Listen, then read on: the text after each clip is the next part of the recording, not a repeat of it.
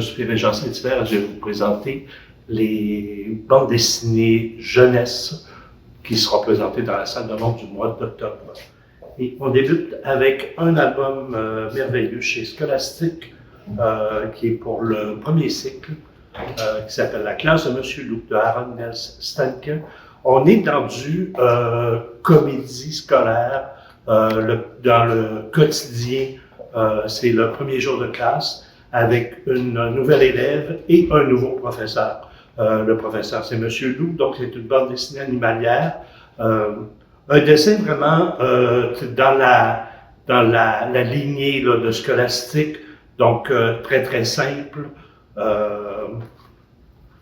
grosse typographie, donc on est dans une histoire d'adaptation autant pour les étudiants que pour le professeur. C'est très très tendre, c'est très touchant, des bonnes touches d'humour. On va s'attarder beaucoup sur la personnalité des personnages. Chacun a vraiment ses caractéristiques et à la fin de la première journée, il y a une présentation. Les étudiants doivent amener quelque chose et il y a un étudiant qui amène quelque chose que je vous dirai pas, mais qui est vraiment très cocasse et très hétéroclite. Donc on est vraiment dans un beau récit pour des premiers lecteurs, des jeunes lecteurs. Donc vraiment à recommander. Le second tome, le second album, Les vies dansent de Dominique Zé et Damné Cuvillier. Damné Cuvillier au dessin. On est aux éditions de La Gouttière, qui ont vraiment une ligne éditoriale très rigoureuse et très variée. C'est vraiment des spécialistes dans le sans-texte. Cet album-là se démarque des autres sans-texte parce qu'on a un code QR. Et on peut entendre, il y a des extraits de la 7e symphonie de Beethoven qui vont accompagner la lecture.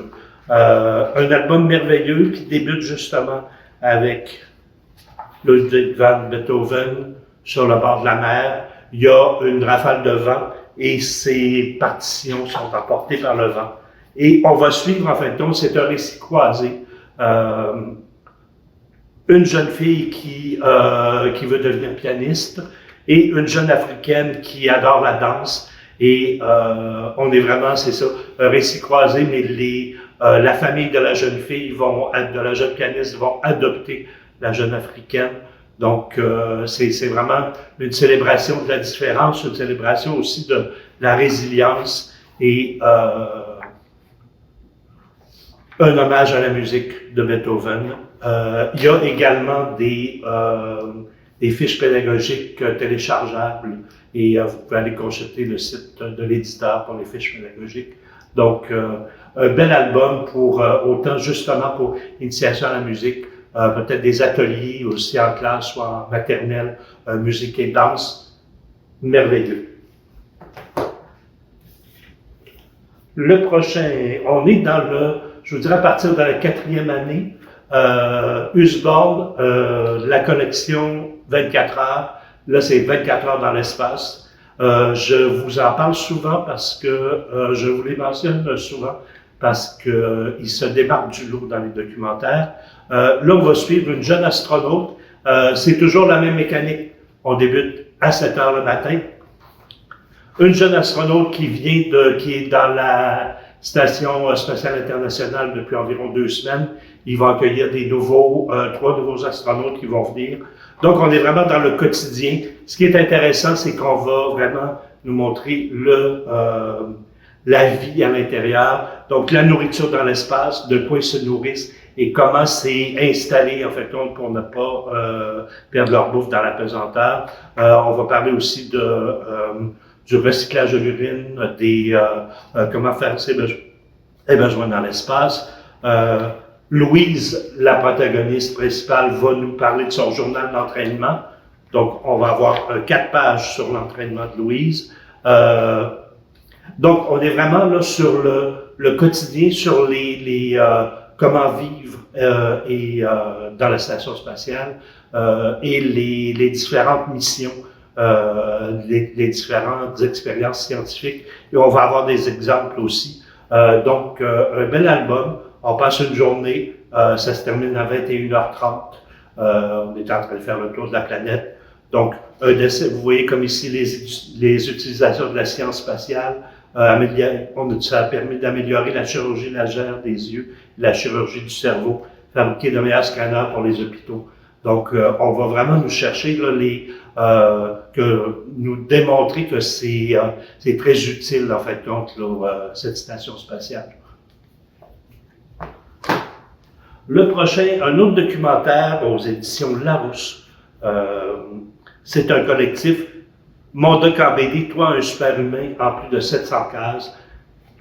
Un album vraiment merveilleux. On est dans le premier cycle. Ce qui est intéressant, c'est que c'est séparé en 4 parties. Le fantastique corps humain, Vivre en pleine forme, Naître et grandir, et Toi et les autres. Donc, c'est du 2 pages. Fantastique corps humain, pourquoi tes oreilles dépassent. Donc, c'est des questions vraiment que les enfants se posent. D'où vient le son de ta voix? Pourquoi on a parfois de la fièvre?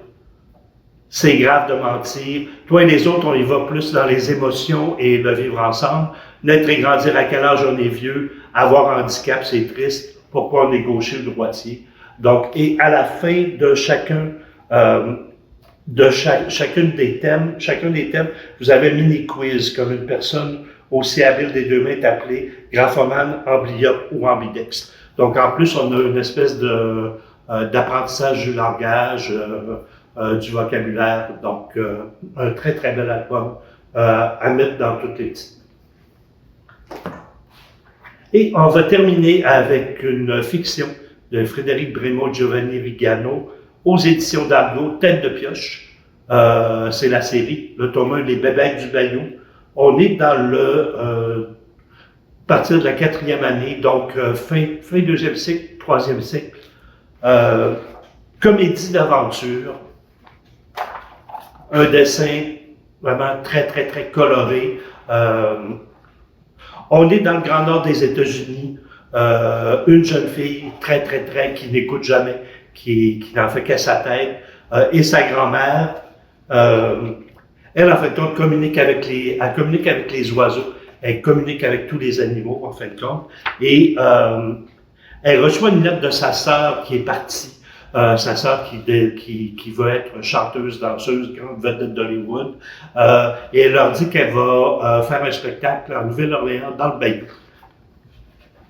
Donc, la jeune fille va partir pendant la nuit. Elle ne dira pas à sa grand-mère et elle va descendre vraiment là, tous les États-Unis. Elle va partir en train, elle va faire du cheval, elle va se ramasser dans le bayou, elle va se lier d'amitié avec des crocodiles et des oiseaux et elle va en fait contrecarrer les plans d'une bande de contrebandiers, en fait, qui font de la contrebande d'animaux. Elle finira par retrouver sa sœur. On est vraiment dans du comédie, personnage très, très, très fort, jeune fille très, très fantasque, la relation avec sa sœur qui va se développer également. Donc, on attend, et l'album se finit, elle revient à la maison et sa grand-mère la traite de tête de pioche. Donc, une belle découverte qui va plaire autant aux filles qu'aux garçons. Donc, c'était tout pour la bande dessinée jeunesse. On se revoit au mois de novembre.